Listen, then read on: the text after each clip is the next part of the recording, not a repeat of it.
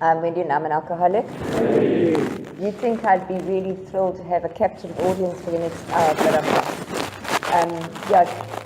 I'm very, very grateful to be here. I can't actually believe when I was in treatment with Al and Tracy that I'd make it to 10 years. But I owe it to my higher power and this fellowship and this amazing program that we have, the program that saved my life.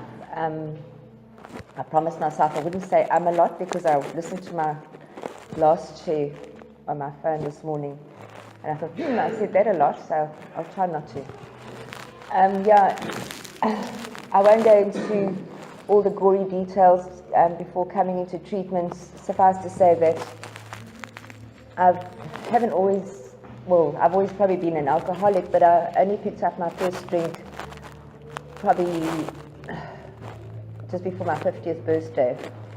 I used to go out with Peter for dinners and stuff like that, and I'd have a glass of wine and I'd never finish it because it just made me sleep and it didn't do anything for me. My dad was dying of cancer, and that's when my alcoholism really took hold. It was alcohol and sleeping pills. I used to go to Joburg to spend time with my mom and help with my dad. She'd have a couple of glasses of wine and go to bed. I'd finish the cask and I didn't think there was anything weird about it until I did it more than once. And then I thought, well, maybe there's something wrong with me, but I was just sad and I was upset, and my dad was dying and he was my absolute idol. I adored him, and so what I'd do is I'd finish the cask, and before my mom would even notice what was missing in the fridge, I'd shoot up to the shop, go and replace the cask so she wouldn't know how much I'd been drinking the night after she'd gone to bed. Peter was totally unaware of what I was doing because I was an isolated drinker. I used to drink up in my room. I used to have bottles hidden all over the house, and sleeping pills were something that I also abused. I used to have a few chemists all over the place, so I had lots of prescriptions, and I used to hide them away as well. Peter only really discovered how bad it was just before he took me up to the treatment centre and he found my stash of pills. And I went up to the treatment centre in 2008.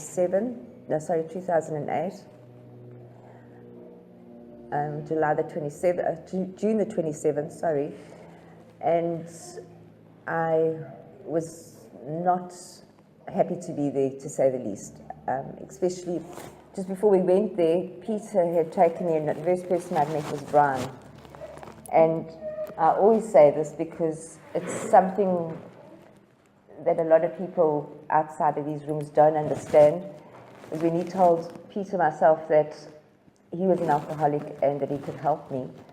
I couldn't understand how an alcoholic could help me. That was before I came to understand that it takes one alcoholic to help another to actually get this. I really, really did not enjoy my time in treatment. I found it very difficult. It was my first real long time away from home. The only time I had been away, from Peter's, when he went away on business trips. And I was my own boss in my own house. And I soon discovered that I was not my boss. I was not in control. The bell was in control, and so were the counsellors. And most of the counsellors, all the counsellors except for two, were younger than me. And I found it also very difficult having somebody younger than me telling me what to do, which is ironic, really, because Aldine's way younger than me, and she tells me what to do constantly.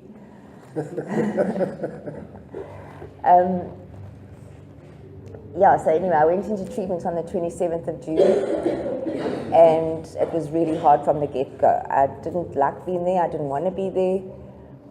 I had all these rules and regulations to follow, and about the first week in, after I'd finished my detox and had started my steps, I just started writing my step one, just so I could get out of there, because I didn't realize that Peter had booked me in for 3 months. I thought it was there just for 28 days or just to detox or just to chill for a little bit. And Annie gave it back to me after my 10th question and said, start over again, it's absolute crap that you've written down. And I was really, really grateful for that, because then I thought to myself, I'm here, I'm stuck here, I can't go anywhere, I might as well do it properly. And when I started looking at the questions in step 1, I started to understand slowly how this program works. I was totally honest in step 1, because I kept on being told, if you're not honest in step 1, you're wasting your time. So that's what I did. And I was actually really grateful to realize that I was totally powerless over this disease, because before coming into the treatment center, I tried to give up, I don't know how many times. I'd throw bottles away and say, no more. And the next morning I'd be back at the bottle store buying more booze. Step 1, I took about almost a month to do it. And bear in mind, I thought I was leaving after 28 days. And Annie said to me, well, as soon as you're leaving, soon, you better do your life story before you start step 2 when you go home. Obviously, she was just talking crap, because I was there for a long time. Anyway, so I did my life story, and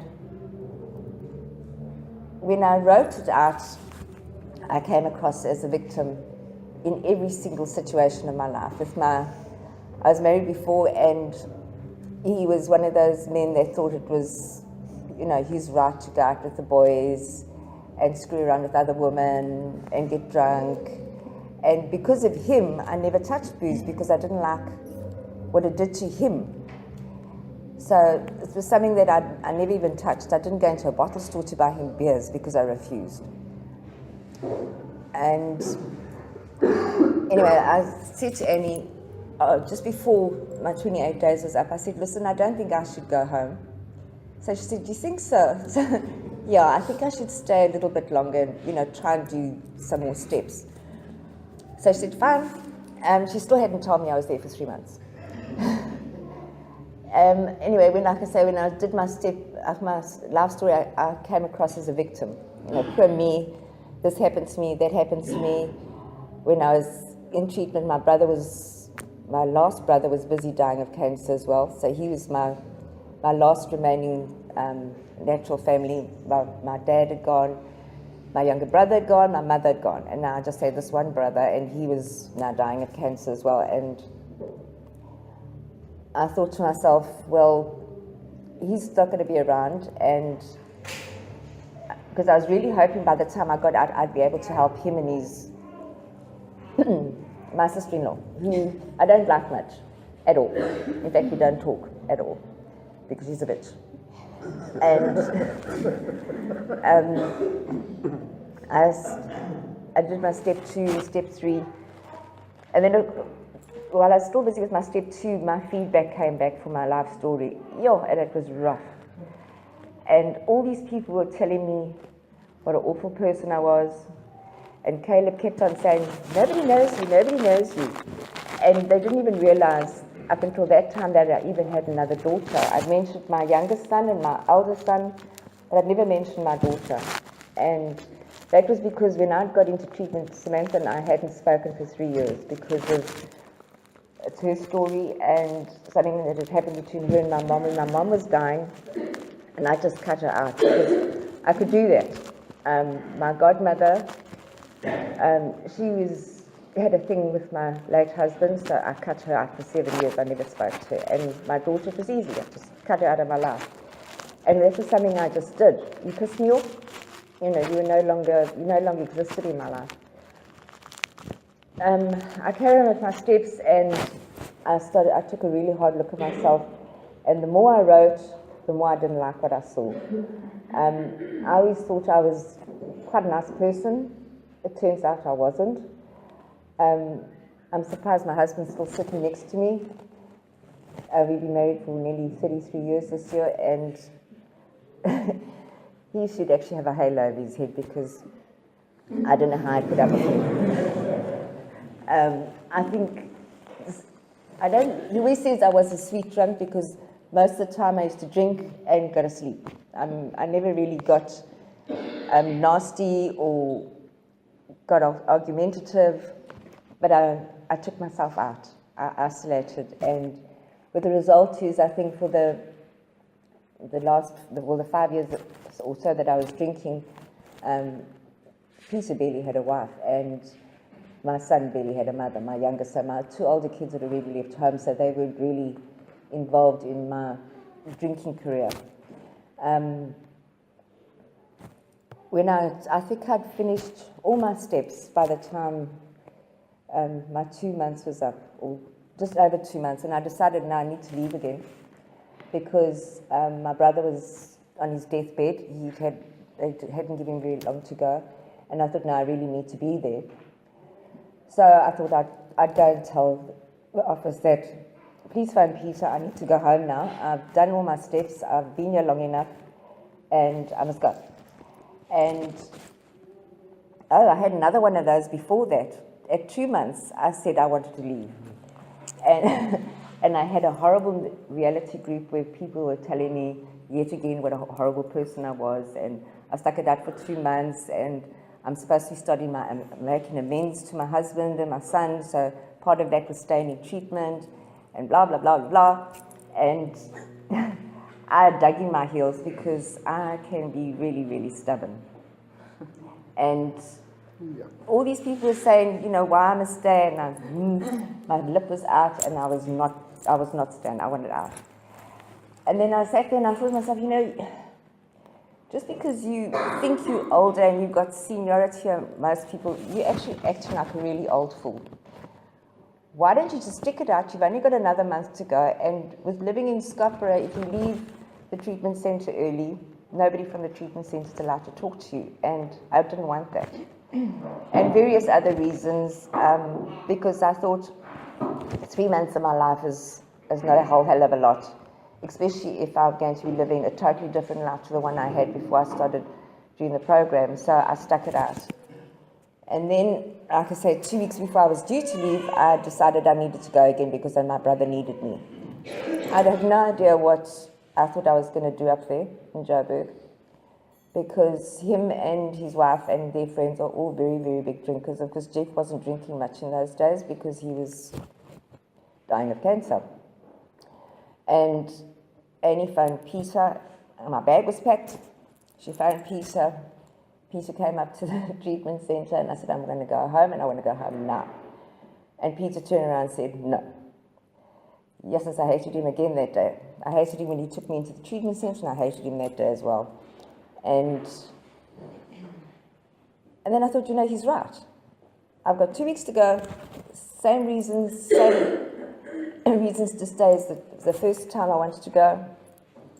So I stuck it out. And again, I'm very grateful that I did my full 3 months. It was the longest 3 months of my life. I don't think I've ever had a longer 3 months. It felt like 6, but it was worth every minute of it. I met some amazing people in the treatment centre. I call them friends today. And then I left and I started on my true journey of recovery in the fellowship in Scopera. Since coming out of treatment, I've had the same sponsor. I've gone to 3 meetings a week. Every week, I don't miss it unless I'm not here, either on holiday or sick, whatever, but that doesn't happen very often. And my journey's been pretty uneventful, actually. I've had no major hiccups. I've had no major struggles. I've had things that I've always had a sponsor, or if I haven't been able to get hold of my sponsor, I've always had people in the fellowship that I've been able to get hold of and that have helped me. My sponsees have helped me, especially this last year, or last 4 or 5 months. And I always managed to dodge the bullet for about the first 7 years of getting, I got sponsees, but they came and they went. They didn't really last because they weren't working the program the way I'd been taught to work the program. And because I'm passionate about this program, and I'm a bit of a dictator when it comes to this program. A lot of those earlier sponsees, they didn't last. Then about 3 years ago, I got my first, what I call true sponsees, because they've stuck it out, they work their program, and strangely enough, they listen to me sometimes. Warren was my first sponsee, and when he came, he asked me to chair for his 1 year share. And I said to him, but where's your sponsor? And he said, well, he hasn't got one. So I said, well, don't you think you should get one? So he said, yeah, but will you chair for me? So I said, yeah, sure. And then straight after the meeting, he said to me, will you sponsor me? So that was the start of our journey. And I had more along the way, and 3 of them are here today. Thank you for supporting me.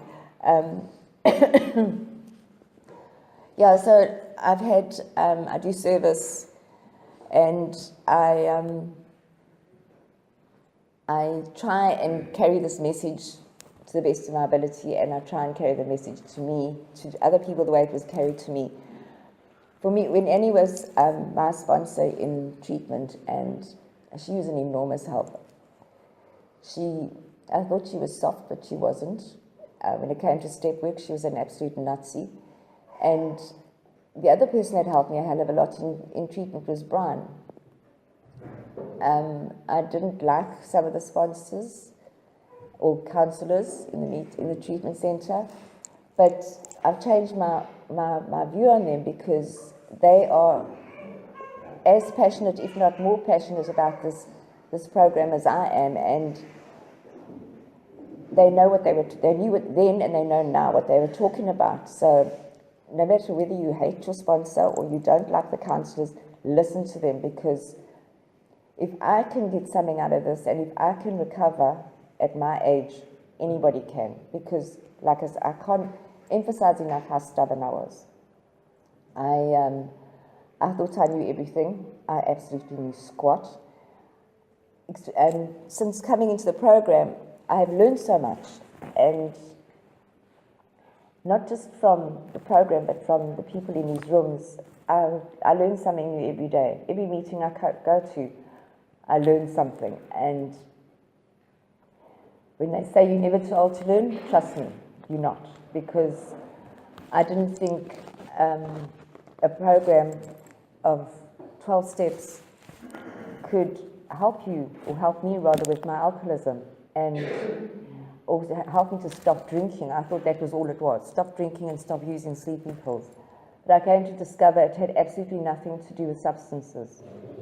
It's about me and my behavior. And like I said before, I thought I was a nice person. I wasn't, and my behavior must have been appalling. But because I was inebriated at the time, I obviously didn't see it. But doing the step work, and especially step 1, I started seeing my part in just about everything. Well, except my late husband and his screwing around. I had nothing to do with that. I refused to take responsibility for that then, and I still do today.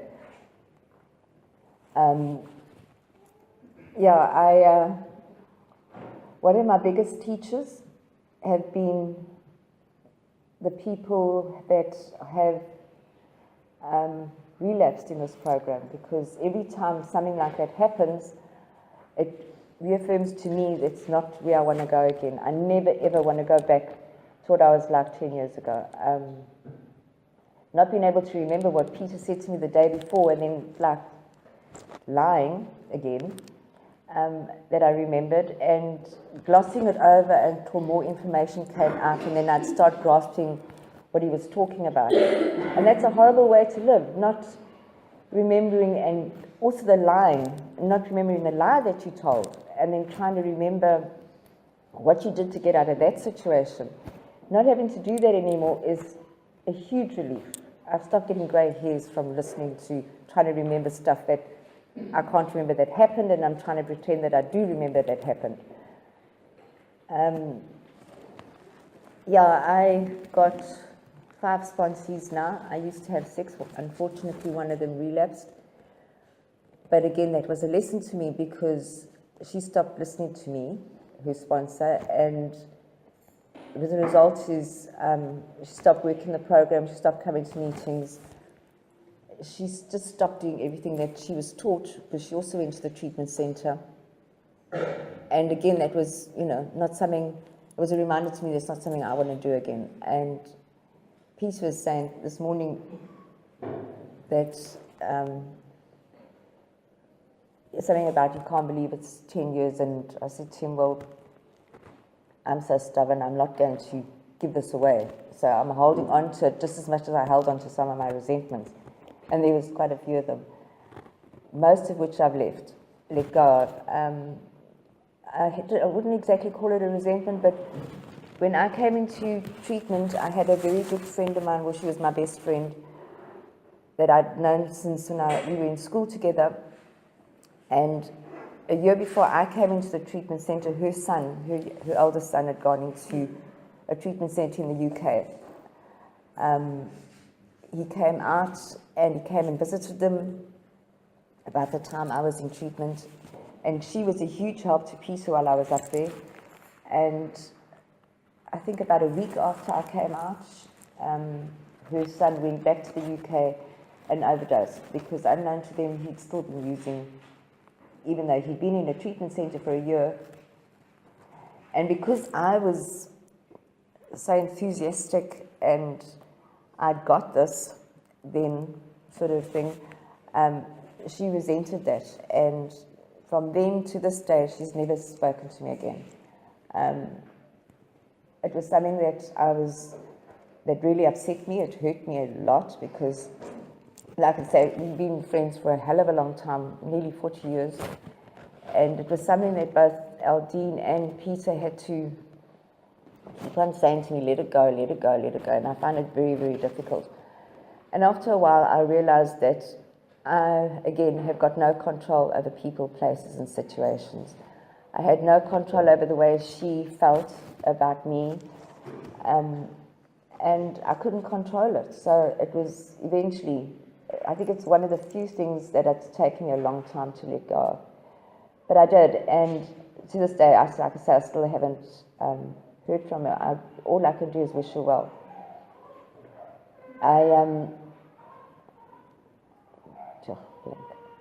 Sorry, Leia.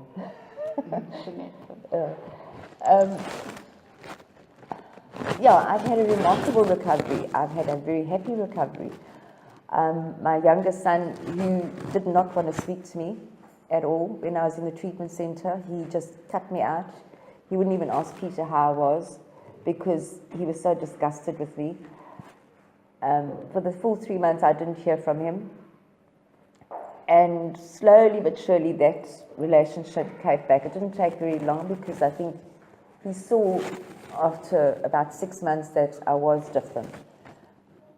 On the advice of my sponsor at the time, when I was in treatment, said to me, do not try and make amends before you've had at least 1 year clean. And I didn't, not physically, well, not verbally rather.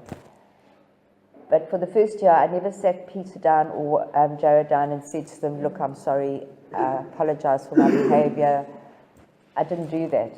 But when I was a year clean, I sat them both down and I did the same. I did that. And both of them said it wasn't necessary. I had nothing to be sorry for, because they had seen that my behavior had changed over the first year of recovery. This year's been a bit tough. I've had to start looking for another job. Well, I've had to start looking for a job after being out of the job market for 20 years. And trust me, at my age, it's not easy. But I'm actually now excited about it. I have got a part-time job. It starts the end of the month that I'm looking forward to, but I'm going to have to go and try and find something else to keep me busy, because of various reasons. But I'm actually excited about it now. I really did not want to get out of my comfort zone, because I like getting into that zone, and I don't like anything deviating from it. Like, I'll go to my meetings and I'll do this and I'll do that.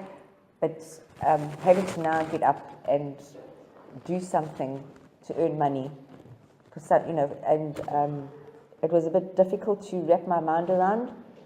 But like I say, now I'm actually pretty excited about it. I think I gave Peter quite a tough time about it. I was resentful at first, and my very wise sponsor said to me, stop thinking yourself and think how Peter must be feeling. And when she said that, my attitude changed, because I used to wake up angry and I didn't like the feeling at all. And when she said that, my attitude changed, and like I say, now it's something that God has presented, I suppose, in a way that it's a new part of my journey. It's a new path in my journey. I've actually gone blank again. Yeah, thanks. Huh? Oh yeah, that's one. My daughter Samantha, she's one of us, and she came to stay with us about 4 months ago. She asked if she could come for about a month, and I brought her into the rooms. I brought her to meetings, and after 2 weeks, I said to Samantha, "You've got to get out of here. Either you leave or I leave," because I couldn't stand having her around, because she's just like me, and I didn't like seeing me every day. You know, the me that was like I was before I came into these rooms. She's clean and sober. She's been clean and sober for about 5-6 months now. She's back with her partner, thank God, not in my house, because as much as I love my daughter, she is difficult. And she's not really demanding, but she's there in my house. And it's just been Peter and myself and our two dogs for as long as I can remember. Well, for the last 6 years since Jared finally moved out as well. Not that he was home much, because it was varsity, and then he was teaching in South Korea, and now he's finally left and he's not coming back. It seems like my two older kids, even though I get rid of them, they always come back. I don't like that. I really don't like my older kids coming back into my home, because they disrupt my routine. Warren came back once as well, and just after I came out of treatment, he was there for 10 months, and eventually I said to him, "Get out. I don't care, I love you, you're my son, but get out. I can't stand having you in my house anymore." Because he just used to sit there and not do much. He didn't even go out and look for a job. And that, I think, pissed me off the most, because I didn't bring him up to be a lazy little shit, and that's what he turned out to be. He's now got himself a fiance, and he's also up in Joburg, and he's an artist, so he thinks because he's an artist, you know, he can chill most of the time, and I don't know what the hell they do. But but out of all things, he's now in construction. Now you must know, Warren is 6'4". He's like this, skinny as a rake, and he's in construction. I mean, I don't even think he can pick up a brick. But that's what he does. But he's happy. Samantha now is also very happy. She's also out looking for work, because when she was staying with us, she was also unemployed. And I think I was encouraging until I found out that I had to get a job as well. And then I said to her, "Right, now you get out, because I've also got to find a job, and I can't afford to keep you anymore." And that was a wonderful excuse. But the reality is I couldn't afford to keep her anymore, because, my God, that child can eat. And she's skinny as well. I mean, all my kids are like me. They're all... Anyway, the last few months have been difficult, but I've worked this program. It took me about 3 weeks to start working my program again, because the program went out the window. I became a total bitch again without substances. I got to the stage where I was shouting at the dogs. And when I shout at the dogs, then I know I'm going to start working my program, because they don't understand. I'm not going to go on for much longer, except to say that I'm very, very grateful to my higher power and to this program. Without this, I wouldn't be sitting here today. And really, if you guys want the kind of life that you're happy, serene, and peaceful, and love what you do, I suggest you stick to your program because it really, really works. If it works for me, it can work for anybody. Thanks for letting me share.